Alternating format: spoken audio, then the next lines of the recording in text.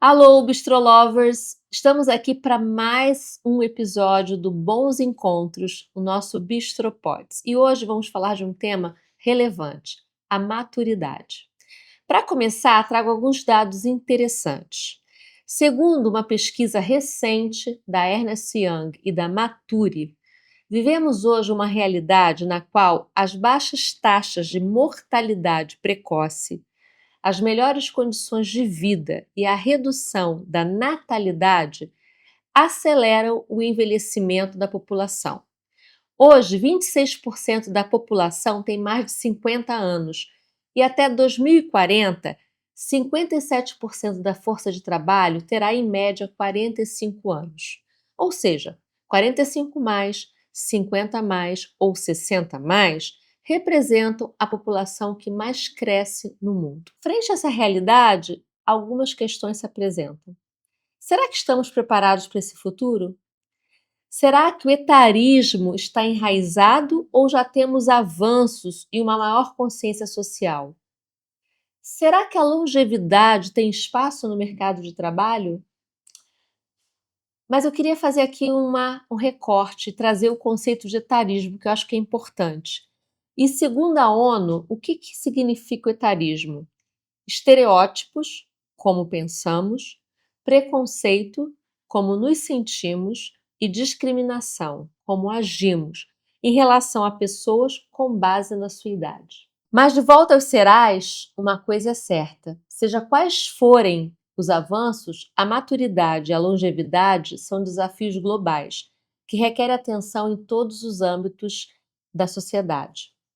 E a ideia dessa conversa, que eu chamo de necessária, é abordar a reinvenção, a criação de novos significados, a importância das relações entre gerações, o se sentir útil, valorizado, engajado, o cuidado com a saúde física, mental, financeira, enfim, a possibilidade de ter possibilidades.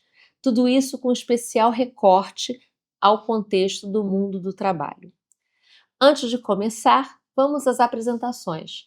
Eu sou Deise Gomes, CEO do Carreira Bistrô, uma consultoria especializada em estratégias integradas e ágeis de cultura organizacional, educação corporativa e engajamento. A gente vai falar sobre o reinventar a maturidade, reinventando a maturidade. E eu tenho a honra de conversar com duas pessoas incríveis. Aliás, eu tenho dito que esse podcast é conversas necessárias com pessoas incríveis. A primeira delas aqui comigo hoje é a Kika Gama Lobo, carioca, 60 anos em agosto, Yes. estreia o 60 a mais, né, Kika? Sim. Egressa do mundo corporativo, tendo trabalhado para o segmento de luxo por mais de 25 anos. Hoje permanece como assessora de comunicação e abriu novas portas profissionais. É influencer de maturidade, achei esse termo assim sensacional. Escritora de 2 livros, que a gente vai falar sobre eles daqui a pouquinho, sobre o tema maturidade, né? Um é o Crônicas de uma Carioca Grisalha e outro é Quicando da Maturidade. Colunista semanal da revista Cláudia Online. Super criativa. Inventou uma cena dança para maduros, né? Um dance. Como é? É um dance. Um dance para maduros. Eu gostei, acho que eu vou para lá. Para maduros, que está indo para a sua 2ª edição. E tem a Festa Quicando. Que é essa? Que é essa, é o nome. Isso. Então, hashtag Festa Quicando. Podem pesquisar a respeito. Tem até Instagram. Instagram, Festa Quicando. Festa Quicando no Instagram. Convido vocês. Agora vai lá, clica, entra para conhecer essa iniciativa sensacional. Também comigo aqui, Guilherme Cavalieri, um amigo recente, mas que eu tenho uma grande admiração, grande estima. Também um 60 a mais, executivo com 37 anos de experiência em gestão de recursos humanos em empresas multinacionais e nacionais de médio e grande porte, tais como Unilever, Tritec Motors, Behring Ingelheim, é isso? Isso aí. TAM, Linhas Aéreas, LG Electronics, Camargo Correia, Serasa Experian, AC Camargo Cancer Center e, mais recentemente, Firjan, Federação das Indústrias do Rio de Janeiro. Perfeito? Perfeito. Membro e coordenador do grupo G3 de RH em 2001, presidente da Associação Brasileira de RH da BRH São Paulo entre 19 e 21 e atual conselheiro. Sócio fundador do Instituto Polaris, conselheiro da Prosper Tech Talent, Instituto Brasil Digital e membro do Comitê de Pessoas do Instituto Jô Clemente. Tenho a formação na área de administração, MBA em gestão estratégica e conselheiro pelo IBGC. Quero agradecê-los mais uma vez por estarem aqui e inspirada, né, na sua abordagem, Kika, porque eu fiz meu dever de casa.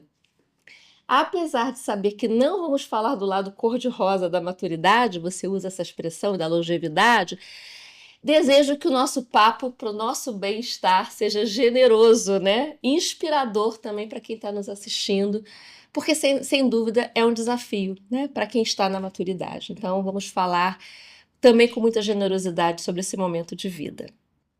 Bora. Bem, bora lá? Vamos lá. Então vamos lá. Bem, a gente tem aqui algumas questões, né? E para começar, eu pensei muito por onde eu ia começar esse papo. E o próprio Guilherme me deu uma dica, porque o Guilherme me mandou um link de um evento que ele participou recentemente, que eu falei da Share People Hub, né?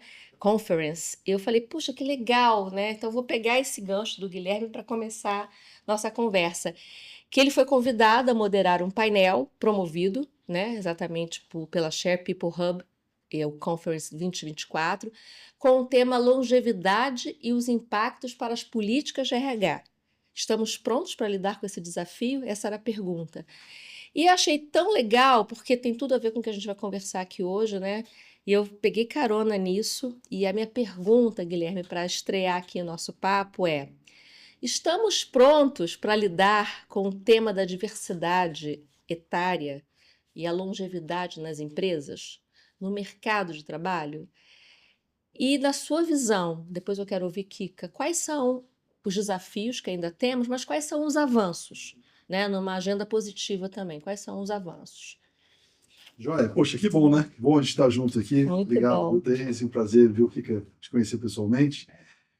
Olha, respondendo a sua pergunta de bate-pronto, claro que não estamos prontos, né? Eu acho que estamos iniciando uma jornada, estamos dando talvez os primeiros passos de uma jornada, e eu acho que ela se deve, né, essa jornada, e esse início de se caminhar, ela se deve porque é um tema relativamente recente, né? Esses dados que você trouxe, né, da pesquisa da Ernst Young, são muito interessantes. Eu queria complementar com outro dado também nessa direção, a respeito do envelhecimento da população. Eu sou nascido da década de 60, né? Eu já fiz um pouco mais fiz 63. E desde que eu nasci para cá, a nossa geração, minha geração, ganhou 50% de longevidade. Ao longo desses 60 anos, as pessoas que nasceram a partir de lá vivem 50% a mais do que quem viveu na década de 50. Agora, a gente está aprendendo, né? Exatamente por conta disso é que a gente está aprendendo a viver, aprendendo a gerir as empresas, a gerir as políticas de gestão de pessoas, e tem muita coisa para ser feita, com certeza. Acho que tem ganhos, né? A gente vai ter oportunidade, talvez, de falar aqui sobre isso, mas tem um aprendizado, uma jornada muito grande pela frente. Então, acho que é ótimo a gente ter essa oportunidade, né, Kika, de conversar aqui com a Deise sobre o tema. Eu tenho aprendido bastante, eu estou também na Associação Brasileira de Recursos Humanos, liderando um grupo de diversidade e inclusão, na frente também do tema de longevidade, né? Então, acho que é um presente que eu recebi, uma oportunidade de estar aqui trocando também esse tema que faz parte da vida da gente. O que eu achei, até complementando o que você está trazendo, que tem uma jornada aí pela frente, eu achei muito interessante, e por isso eu resolvi trazer essa pesquisa como referência, porque é uma pesquisa assim, muito realista. E ela traz essa informação de que, dentro das prioridades das organizações, o tema etarismo ainda não chegou na prioridade, ou seja, são tantas as questões de diversidade a serem tratadas. Então a gente tem muitos avanços com a questão de PCD, temos avanços na questão da mulher, do espaço, de posições, questões até salariais que ainda são controversas, mas a gente vê avanços, mas a questão da diversidade etária ainda não está nas agendas prioritariamente das organizações. A pesquisa aponta isso, né? E ela traz exatamente a urgência e levanta a questão da urgência de estar. E tem um dado que eu acho legal, que eu quero te ouvir, que fala o seguinte, que na visão da pesquisa, né? Eu não estou falando da Daisy, mas eu concordo com a pesquisa, porque eu vivo como consultora essa realidade. A grande barreira para que isto seja vencido é a liderança. E é a média liderança das organizações. Como é que você vê? Você ia falar alguma coisa também, acrescentar? Complementando essa questão da pesquisa, não sei se é essa, mas é uma pesquisa recente também, que mostra, dentro de uma amostra pesquisada, por volta de 30% dessas empresas pesquisadas já tem alguma ação em prol da diversidade etária. Que é pouco, né? Você imagina, um terço, né, do universo ainda é pouco. Embora essa mesma pesquisa demonstre que a totalidade das empresas, das pessoas entrevistadas, acredita que é um tema importante, perfeito, só 30% tem ações concretas, né, em prol de diversidade geracional. A liderança é fundamental para todos os aspectos, quando a gente fala de cultura, e também nesse sentido, né, até para criar uma cultura inclusiva também do ponto de vista geracional, a liderança é fundamental. Então, também capacitar as lideranças é fundamental, Daisy. Acho que... eles trazem exatamente isso, que há um gap entre a consciência e a ação. Então, há uma consciência, se você for entrevistar, perguntar, saber, vão dizer que não, claro, sim, mas aí quando você vai ver efetivamente que ação prática está sendo feita, ou na hora de uma contratação, ou na hora de uma promoção, ou na hora, o que de fato está sendo ainda um percentual pequeno. No entanto, os que fazem têm resultados incríveis. Do ponto de vista, né, de impacto, de, enfim, de reputação, de representatividade, inovação. Exatamente. O que eu quero te ouvir também com relação a isso? Como é que você vê essa questão de avanços e desafios do ponto de vista desse tema dentro do mundo do trabalho, da organização? Quando eu ouço o Guilherme, que eu taxo ele, né, ainda que de uma forma mais rasa, como o contratante e eu como a contratada, né, já que eu sou a mulher do corre, do rolê, que estou sempre atrás da grana para pagar o boleto, eu vejo esse imenso gap. Acho que muitas vezes a história é para boi dormir. Acho que é o storytelling criado para fazer bonito para o board ou para a imprensa ou para a sociedade como um todo, mas na hora de você de fato ter uma implementação real e justa, que também não seja diminutiva e também mimimi, né, diante daquele funcionário mais velho, o gargalo é enorme. Então, eu passo pessoalmente por muitas situações. Eu estou no mercado de trabalho desde os meus 17 anos, eu nunca parei de trabalhar, então eu sou essa mulher que está sempre nessa atenção e perspectiva também do termômetro desse mercado do trabalho. Não sei se o fato de eu morar no Rio de Janeiro, ser carioca e ser um mercado um pouco mais atrofiado em termos de oportunidades para todo mundo, aí chega no velho, afunila um pouco mais, ou talvez questões muito imagéticas, como o meu cabelo branco.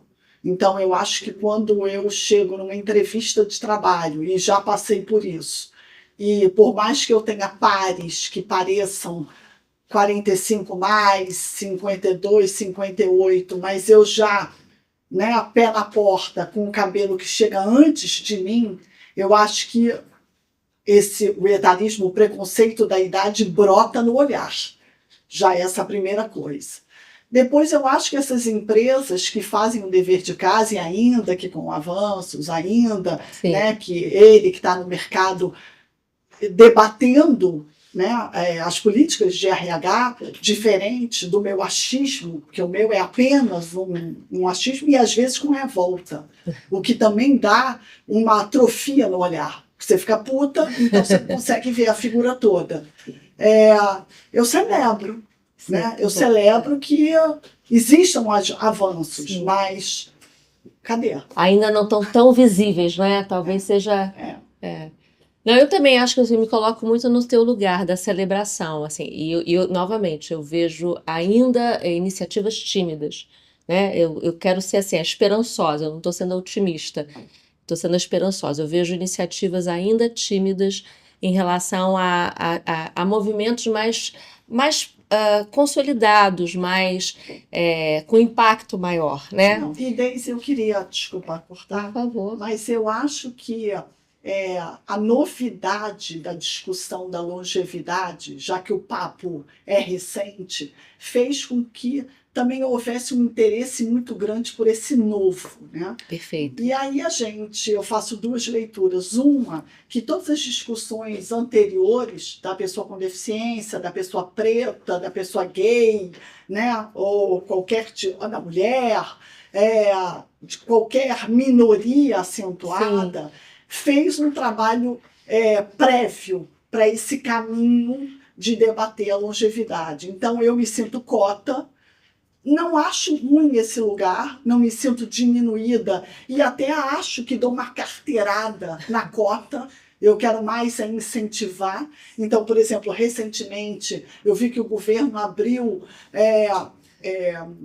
concursos públicos e pessoas 60 a mais podem se inscrever, o que era vetado antes. Então, eu acho que é nessa, vamos dizer, política de remar para conquistar. Perfeito. O nome que tiver, cota, moda, bora lá. Perfeito. Você sabe que eu queria comentar que meu último ciclo como executivo, eu comecei com 61. Né?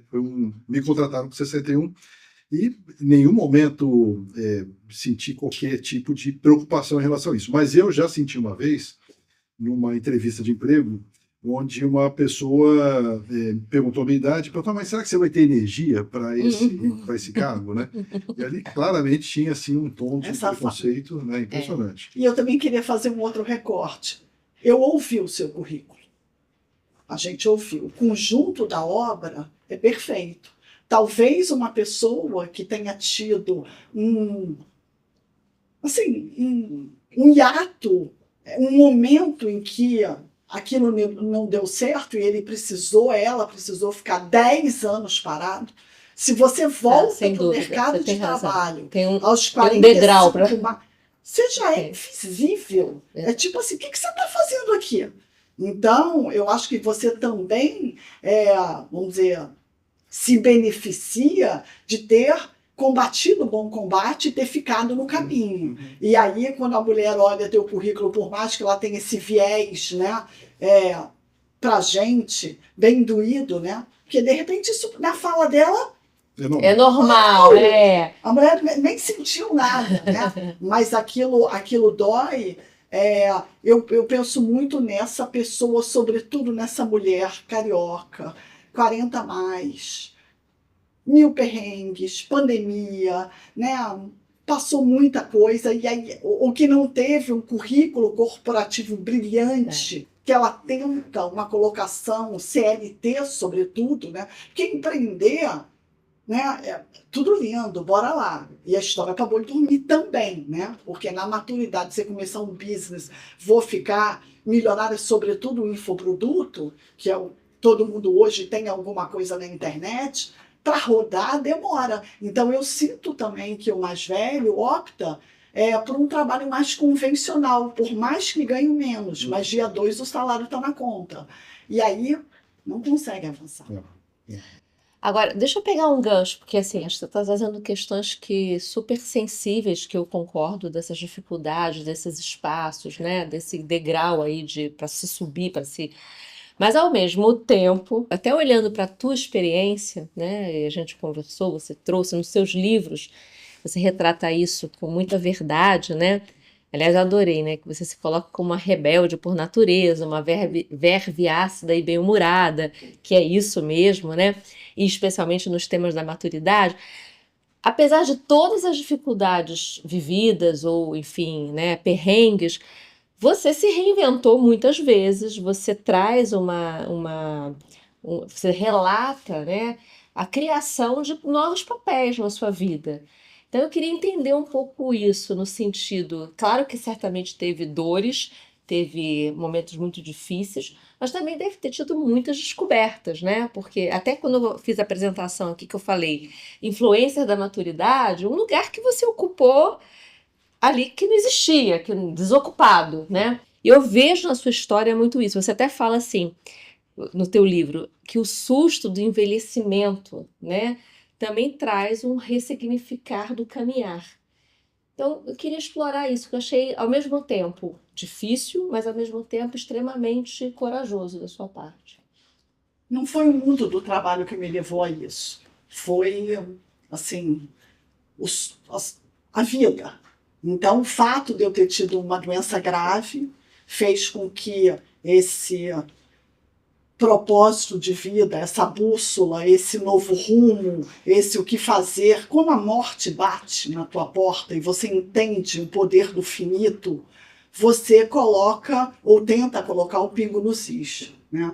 Então, talvez isso tenha sido o maior motor, que eu não acho que tenha que ser pela dor. Aliás, eu sempre acho que a transformação pode ser pelo amor, pelo suave. Eu detesto essa coisa de carregar a pedra e dizer, nossa, herculeamente eu consegui mudar, né? Mas no meu caso veio de uma porrada bem braba.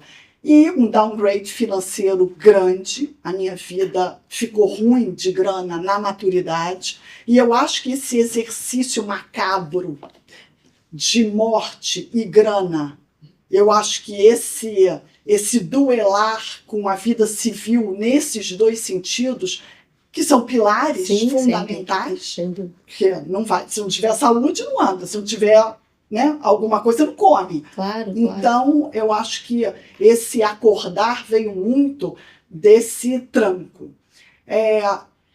Eu sempre fui assessora de comunicação, sempre trabalhei para o mercado, eu sempre vivi de divulgar a vida dos outros. Então, eu acho que eu aprendi um pouco a entender o que funcionava em termos de ego e marketing, o que poderia se tornar um storytelling bacana. E no meu caso, a história da doença foi absolutamente natural uma audiência. Eu nunca acordei e falei, vou ser influencer da maturidade. Sim. E primeiro que eu estou na remissão da doença há 13 anos, então era um pouco mato lá atrás, sim, né? Sobretudo dos maduros. Claro. O maduro ter um infoproduto, se tornar uma influencer, era uma coisa, ou você já era famosa, tinha uma voz, e aí você seguia, mas a pessoa, ninguém começar do zero a falar e fazer, ter uma relevância. Então, eu acho que no meu caso, eu aproveitei duas coisas, o perrengue da vida e uma estrutura vocacional que eu tinha feito para os outros a vida inteira para tentar me ressignificar. E aí eu entendi que eu estava mais velha, eu estava doente, eu estava dura e que eu precisava talvez de um protagonismo profissional que dependesse apenas de mim. Se eu fosse esperar o outro, não tinha príncipe, não tinha pai, não tinha loteria, não tinha um puta trabalho. Você faz o quê? Você faz sozinho. E aí eu comecei a ter um feeling de que todas as ousadias que eu falava, e eu acho que a raiva me levou para um lugar de muita nudez. Eu me desnudei muito na internet. E como eu falava de mim, não havia um julgamento. Claro. Não estava falando a primeira da outra pessoa, né? estava falando de mim. As minhas amigas me ligavam e falavam, você é louca, nunca mais vai arrumar um homem, um trabalho. Você é completamente alucinada. E as anônimas me escreviam, eu também. Eu também tenho medo de morrer, eu também estou sem grana. O que eu faço com esses filhos? Legitimando. Aqui? Não consigo um emprego. E aí eu comecei a sacar que ali tinha, né, uma brecha para que pudesse ser construído alguma coisa. Lembrando que é uma construção muito de propósito. Você vai dizer, nossa, tá milionária, bombando, tudo mentira. Então, assim, é uma construção ainda muito por uma verdade, sim, que é o que me move, e o desejo de pagar o boleto. Mas, Chica, sabe o que me chama a atenção? Muitas coisas me chamam a atenção na sua história, mas eu acho assim, essas transições, cada qual na sua na sua história de vida, vai ter de uma maneira ou de outra, né? E quando eu te ouço, com todo respeito à tua história, eu acho que todos nós, até mesmo quem tem o CLT ali certinho, vai viver um dia essa perda e esse lugar de agora. Tem um momento da vida que parece que o chão some, né? Porque assim, esse vínculo também com o emprego da carteira assinada, do certo, do dia 2 o salário está na conta, tem um dia que ele para de acontecer, né? E aí, o estar pronto para começar um novo formato é sempre um grande desafio. As pessoas se sentem muito desorientadas. Aliás, assim, é uma coisa que eu falo muito, né? Esse vínculo, ele chega a ser nocivo com as organizações. Posso imaginar. Eu digo que é uma algema de ouro que as organizações acabam criando, porque você fica lá 20 anos, 15 anos, 18 anos, e você recebe tudo muito organizado, né? Você tem ali o dinheiro que é para o fundo de garantia, é o benefício da assistência médica, e de repente, de um dia para o outro, ou por um desejo seu de não continuar naquela organização, naquele trabalho, não quero mais, acabou, ou porque você, por algum motivo, o teu vínculo foi rompido, você se vê sem chão. E acho que, por que eu estou falando tudo isso? Porque é um cuidado que eu vejo, quero também ouvir até o Guilherme sobre isso, dessa preparação, se é que ela é possível, tá? Eu não estou afirmando que seja, mas eu acho que assim, se a gente puder olhar para esse futuro, e aí eu estou até falando para quem ainda não chegou lá, para o pessoal dos 40, começar a pensar de alguma maneira de que este vínculo com essa organização que tem hoje não é para sempre, olhar para isso de uma maneira diferente, olhar para a sua carreira de uma maneira diferente, ser mais protagonista de si mesmo. Porque eu vejo, eu tenho agora um executivo que eu estou acompanhando, nem estou fazendo o processo de coach. Ele falou assim: e o que eu faço da minha vida agora? Eu falei: cara, se reinventa. Porque o emprego exatamente igual ao que você tinha, provavelmente você não vai ter mais mesmo. Porque acabou o ciclo. Talvez a minha pergunta até para ele é assim: você quer viver o que você viveu nos últimos 20 anos? Não! Então, também tem esse seu lado, né? O que você quer fazer? Você já parou para pensar o que você quer fazer agora da sua vida? Então as pessoas ficam muito perdidas, né? E eu acho que assim, a gente não se prepara para isso. A gente acaba tomando grandes sustos, usando a sua palavra, porque é um assunto pouco trabalhado, pouco discutido, pouco trocado. E acho que do ponto de vista profissional, esse olhar de futuro ele precisa acontecer de alguma maneira. Eu acho que o ideal é que essa consciência, se é possível dizer dessa forma, ela esteja presente ao longo da vida inteira, né?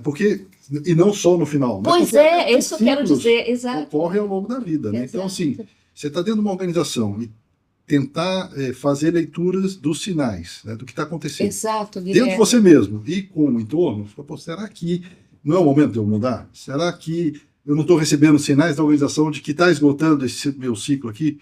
E a partir daí você começar a fazer essa preparação de transição. Né? Eu acho que muitas vezes a gente é surpreendido, né? Não tem sinais. Sim, e isso acontece. Né? Sem dúvida, leva ali, Agora, puxada de tapete ali. O que eu acho, e Kika fala sobre isso também, ajuda muito, um planejamento financeiro também. Né? Se você tem condição de fazer um planejamento financeiro, Exato. e a gente aqui no Brasil é muito ruim nisso, né? Infelizmente.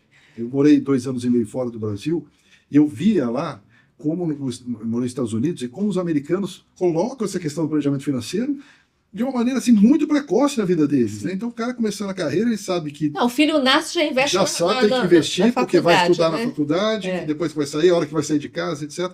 A gente não tem esse hábito aqui, infelizmente. Esse acho que a gente está muito legal. Talvez até por questões históricas, do ponto de vista de economia muito bagunçada. Nossa economia ficou estável há 30 anos atrás, então muita gente ainda aprendendo a conseguir se planejar. Então, acho que o planejamento financeiro ajuda, né, de certa forma, tangibiliza esse processo todo, que às vezes fica muito nebuloso aí com as questões emocionais, naturais de ciclos que se rompem. Né? Então, acho que se a gente consegue olhar os sinais internos e externos e ter um planejamento financeiro, acho que a gente consegue fazer essas transições um pouco mais tranquilas. Né? Acho que a gente não tem uma cultura, uma educação financeira. Eu trabalhei no mercado financeiro, exatamente um dos pilares da área que eu trabalhava era educação financeira. A gente não tem isso instalado, né, na nossa cultura ainda, infelizmente. Isso é um fator. Assim como a questão da própria saúde também, né? Entrando aqui num outro pilar. A gente vê, hoje a gente discute tanto a questão da atividade física, da necessidade de você investir em você, no seu bem-estar físico e emocional, até para o futuro. Eu tenho um exemplo dentro de casa que eu adoro dar. Minha mãe tem 91 anos. Uau. Minha mãe é professora de educação física. Ela foi aluna da Maria Lenk. A minha mãe é um exemplo. Ela tem algumas questões de saúde sérias e que ela, por ter um físico muito resistente, ela consegue superar isso muito bem. Ela plantou isso em algum momento, né? Porque ela me fala com o maior orgulho. São 80 anos de atividade física, minha filha. Às E vezes- faz hoje 3 vezes por semana. Às vezes a gente Né? é surpreendido, né? Por mais que a gente venha a ser surpreendido, o que eu estou também investindo Claro. hoje para lá na frente colher com melhor qualidade, né? Por favor, Rica. Só rapidamente voltar atrás na grana. Eu tenho visto meus pares, né? 58, 63, 70, sem nenhuma consciência financeira, sem plano de saúde, Exato. morando de favor na casa de familiar ou de amigo, sendo sustentado por um amigo, não tendo uma grana para fazer um supermercado básico mensal. E o que eu acho que lá atrás, eu falo que nós somos australopithecus hominídeos, né? Eu sou da época do Telex, eu trabalhava com aquele aborto Repete, furado. Kika, como é que é? Australopithecus hominídeos, Tá dinossauros. ótimo. E aí eu trabalhava na fita furada. Passamos por tudo e chegamos na Verdade. inteligência artificial. Sobrevivente, A né? gente é de uma geração de muita mudança. Muita, verdade. E aí, no mundo do Inacreditável. trabalho, eu lembro, né? Getúlio Vargas, o jogo está ganho. O trabalhador está Assegurado, né? segurado. E essa cultura, né, da empresa, do cara que fez a carreira na empresa, detestando, odiando, mas que ele foi lá, cara crachá, aquela coisa tempos modernos. Se ele fez vamos dizer, se ele teve essa consciência, se ele conseguiu fazer um pé de meia, ele, para mim, ele é um herói. Sem dúvida. Você tem E aí razão. tem aquela pessoa no meio do caminho que falou: vou abandonar isso e vou pirar, ou empreender, Uhum. ou largar tudo, ou ir atrás de um propósito. Muitos conseguiram, outros seguiram nessa penúria. E o que eu acho pior é olha que eu sou católica, mas o Deus proverá. Sim. Né? Então, assim, vai acontecer um milagre e alguma coisa vai Perfeito. andar. E eu vejo esse misto da melancolia com um cotidiano profissional completamente inerte. Nada vai mudar, nada vai melhorar, tudo vai piorar. E aí essa não consciência. E aí fazendo assim, só um dever de casa que eu tento, né? Que também é a frase que eu amo. Enquanto a gente planeja, Deus ri. E essa pejotização da economia é muito problemática, né? Porque as pessoas Perfeito. que tinham carteira assinada, seletistas, tinham minimamente ali uma garantia tanto do governo quanto das empresas, que tinham suas políticas de RH lá, com plano de previdência privada, etc. O vínculo hoje é outro, né? As pessoas são Isso é importante trazer. Os vínculos são são diferentes. diferentes, tanto por isso trabalhista como de engajamento Perfeito. emocional. Perfeito. Guilherme, outra coisa que eu acho que vamos dizer, o meu downgrade me trouxe e que eu acho muito positivo e que as pessoas não conseguem ver beleza nisso é que eu sou uma mulher da selva. Então eu aprendi a agir no corre. Porque naquele momento do câncer, naquele momento tô sem grana com 2 filhas, praticamente mãe solteira, sem nenhuma ajuda externa, você começa a entender que você precisa guerrear só por hoje. Tipo, é só por hoje. E aí você pega um dinheirinho e os tais 30%, ou que seja 10%. e guarda 10 e gasta o que dá, e vai fazendo essa economia do tio Patinhas. Ah, não, mas eu não tenho mais tempo, já estou velho, eu tenho que aproveitar a vida. É o que você falou, tem 25 anos, 30 para frente, não tinha, o cara empacotava, era uma sorte. Exatamente. Era uma sorte, morria, ótimo, maravilha. Agora faz o quê com essa vida? E que pode ser uma Tamanho de vida, né? e outra coisa, que pode ser uma longevidade ruim, dependente, Perfeito. sem ninguém para te ajudar, Perfeito. você completamente a pé e na chuva, e ainda sem esse pique da saúde mental, que depois da pandemia todo mundo ficou maluco, sem essa coisa de você, será que você vai ter pique? E aí a pessoa tem 78 anos, e como é que faz para trabalhar? Bom, eu recebi essa semana uma nota do meu plano de saúde dizendo que está aumentando em 20%. 20%. Com uma inflação que foi, sei lá, 5, 4, 5, 6% do ano, né? Então, e é isso que a gente vai ter que se preparar, não tem muito jeito, né? E quando a gente faz um planejamento financeiro, contratei um planejamento financeiro agora, né, junto com minha esposa, e a gente está trazendo para esse planejamento coisas que a gente não imagina e que são super necessárias, como, por exemplo, a gente vai chegar provavelmente esperamos chegar numa determinada época onde a gente vai precisar de cuidador. Isso. E isso tem que estar na conta. Quem vai pagar o cuidador? Né? Ou eu vou ter que ficar dependendo de filhas, né? Ou netos, ou amigos, para ajudarem a cuidar de mim. Né? Então, ou vou para uma casa de repouso. Isso tem custo também. Então, não existe no Rio por menos 7 mil desse não existe. Não, mas são necessidades novas. Isso tem que entrar no planejamento. Eu estou vivendo isso pessoalmente na relação com a minha mãe, de 91 anos, né? Então, assim, para a gente tem sido muito desafiador. Coisas que a gente não imaginava, exatamente porque ninguém tinha vivido isso antes para nos contar. Morreram todos. Não é? Morreram todos, né? Tem uma questão também de se manter atualizado, né? Eu acho que é uma coisa que a gente falou muito na nossa conversa prévia. Como se manter atualizado? Como se manter atual do ponto de vista, seja da tecnologia, seja do ponto de vista... Acho que são tantos desafios olhando para o mundo das empresas, a gente usa alguns termos, né, Guilherme? Que é o upskilling, o reskilling, e aí olhando o profissional, né? Como eu tenho algum tipo de iniciativa de ajudar esse profissional a se manter, mas também tem o autodesenvolvimento, porque às vezes também tem uma espera passiva, né? Se não está me investindo em mim, eu também não vou. Queria falar sobre isso, que eu acho que é super importante. Eu acho que a gente falou sobre tecnologia, mas depois que a gente conversou, eu pensei muito sobre uma coisa que eu tenho observado muito, que tem a ver com um tema que tem sido falado até aqui nos podcasts. Diversidade. Este é um tema que eu acho que as pessoas que estão hoje 50, 60 a mais, têm uma certa dificuldade com ele. É um tema que precisa de um letramento. Precisa de um letramento na linguagem, precisa de um letramento nas relações, precisa na questão do preconceito. Então, esse também é uma questão, não é só o tecnológico, não é só eu saber lidar com a inteligência artificial, eu saber lidar com o meu smartphone, eu saber lidar... Mas tem questões até posturais, questões de atitudes, que no passado era legal, né? Hoje não é inadmissível. A maneira de você se referir, a maneira de você... Então, eu acho que também tem um lado aí do desenvolvimento continuado, que é um desafio na nossa vida, mas eu queria trazer a pergunta para você, Guilherme, dentro das empresas. O que você tem visto? Como é que você percebe isso? Bom, eu acho que essa questão de se manter atualizado o tal do lifelong learning é fundamental. Isso vale, evidentemente, para a questão também geracional, com uma pegada forte do ponto de vista de tecnologia. Eu acho que não dá para excluir de forma nenhuma.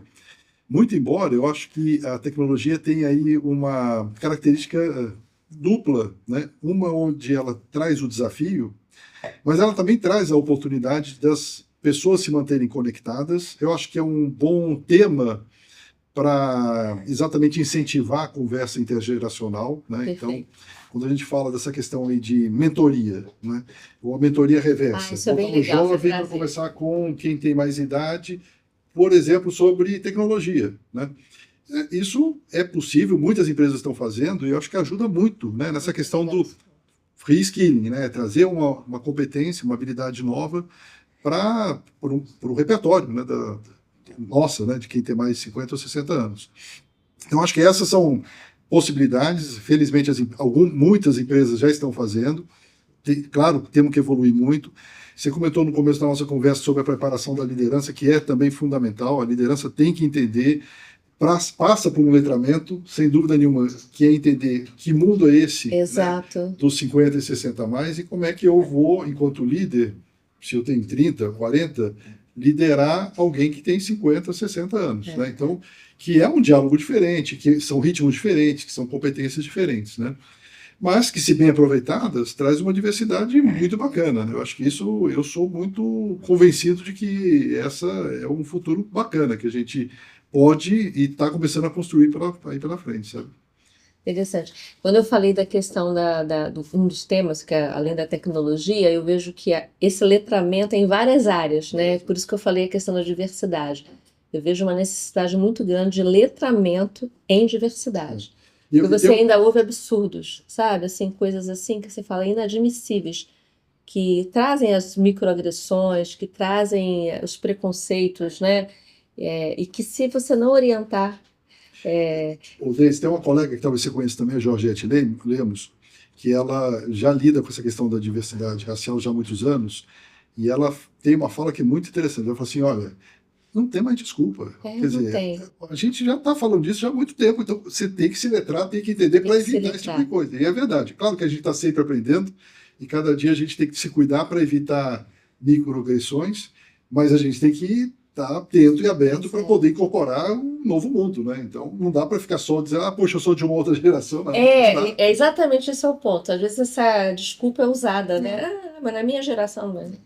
Eu também tenho uma fala assim, disruptiva com relação a isso, pessoal, né? Tudo meu, autoral. Eu acho que eu sofro um bullying nas empresas ao contrário. Eu acho que por ser uma mulher moderna, eu sempre fui criativa, ousada, diferente, e sobretudo depois que eu comecei a eternizar o meu pensamento, no segundo livro, Crônicas de uma Carioca Grisalha, eu tenho alguns textos, um sobre palmole, outro sobre vagina larga, outro sobre renúncia ao sexo. E aí eu olho os jovens que trabalham comigo, que devem falar assim, gente, a mulher é pirada.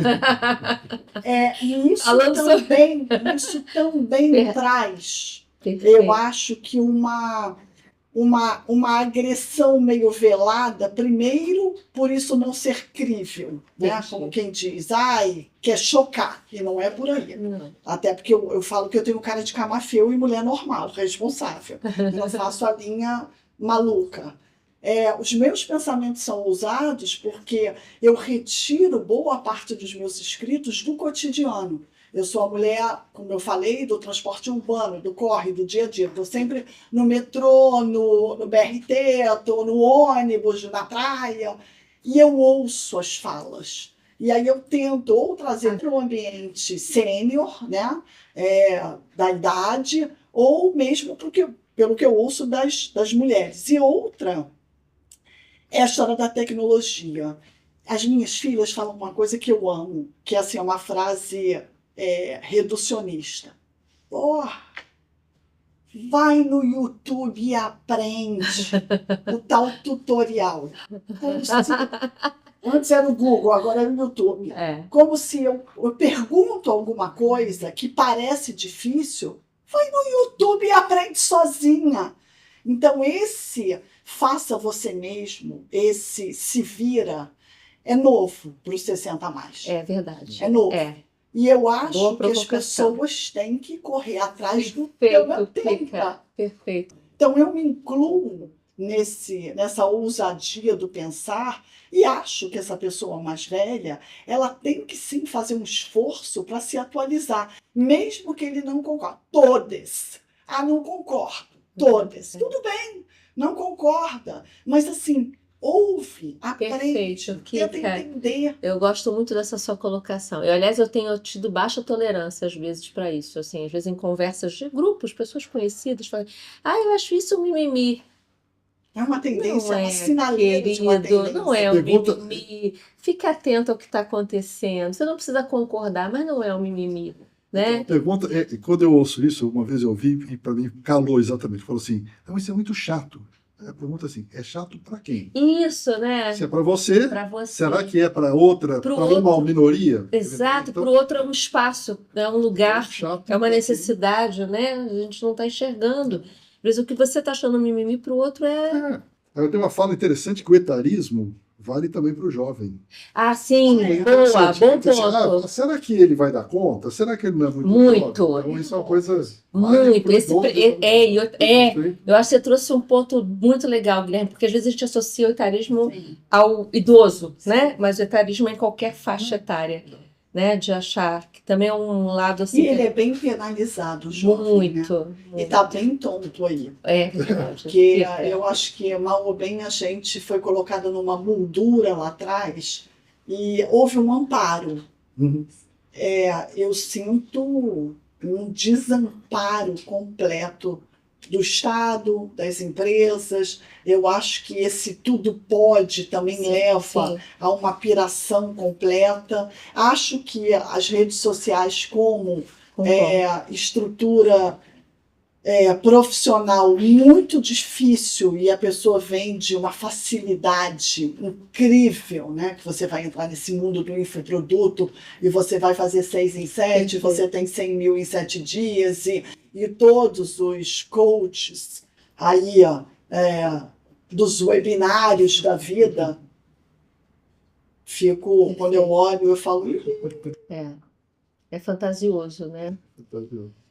A gente está chegando ao fim, acredita? Ixi, tem muita coisa para falar ainda, não tem, Kika? Acho que vai ter que ter episódio 2, ficando de novo, né, por favor, Kika? estaremos aqui. O que eu queria, antes da gente fechar, eu queria, assim, que, de uma forma, infelizmente, breve, vocês falassem assim, o que vocês veem de futuro, assim, em termos de oportunidades. Queria fechar de uma maneira positiva, né? Que acho que quem está nos ouvindo também, a gente está fazendo várias reflexões importantes, mas e aí, né?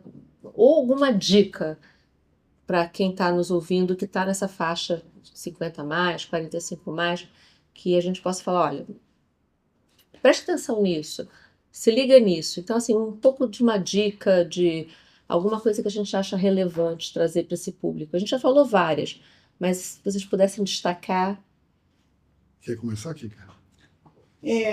Como eu sou a contratada, não contratante, eu aprendi já há algum tempo o poder do LinkedIn, Legal. que é uma coisa que a pessoa mais velha, fora do mundo do trabalho, nem percebe. Perfeito. Então, eu digo que o LinkedIn é um Instagram do trabalho.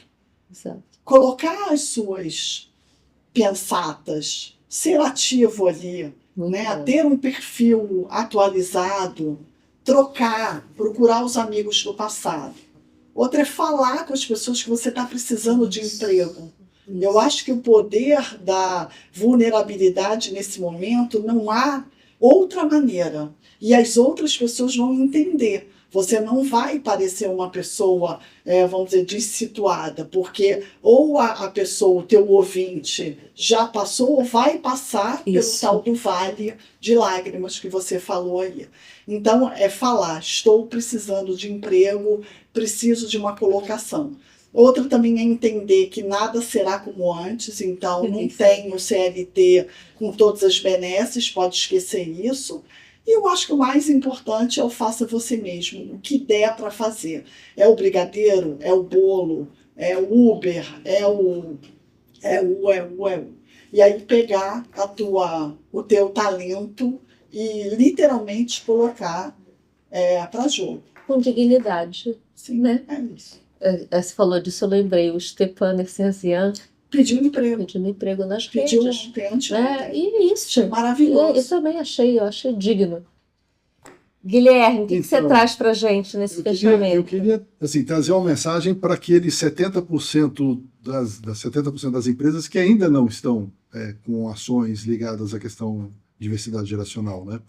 É muito importante começar, é muito importante entrar nessa jornada, até porque todos nós chegaremos lá, né? Então, o primeiro passo é você conhecer a sua população. Você faz, Isso, faz um na censo. organização, né, Guilherme? Tem que fazer um censo para entender qual é a sua população. Isso, a partir daí você traçar ações e endereçar questões que sejam pertinentes à sua população. Acho que isso é muito importante. A gente falou muito das transições, então a gente poder se preparar para a transição. E para aquele que já fez a transição, eventualmente que já não está mais no mundo do trabalho, um pouco na linha da sugestão da Kika, se coloque à disposição para ajudar quem está ainda numa fase que precisa de apoio. Né? Eu acho que isso é tão importante. Né? Eu estava comentando com o Paulo Paulo, com você mesmo agora. Foi. Que como às vezes um papo de 1 hora, né? Um outro dia uma pessoa me pediu um papo de 1 hora por telefone, foi ótimo para ela, super agradecido. Falei, cara, eu dediquei 1 hora aqui, um call, e com dicas muito básicas que para a pessoa significaram muito. Mas é bom para a gente também, né? A gente sai tão melhor, super, né? Super. Então, se colocar a serviço, acho que é uma recomendação que eu daria, porque é muito bom para a gente e bom para outra pessoa Melhor também. aí. Eu queria que você falasse dos seus 2 livros deliciosos. Eu tive a oportunidade de ler.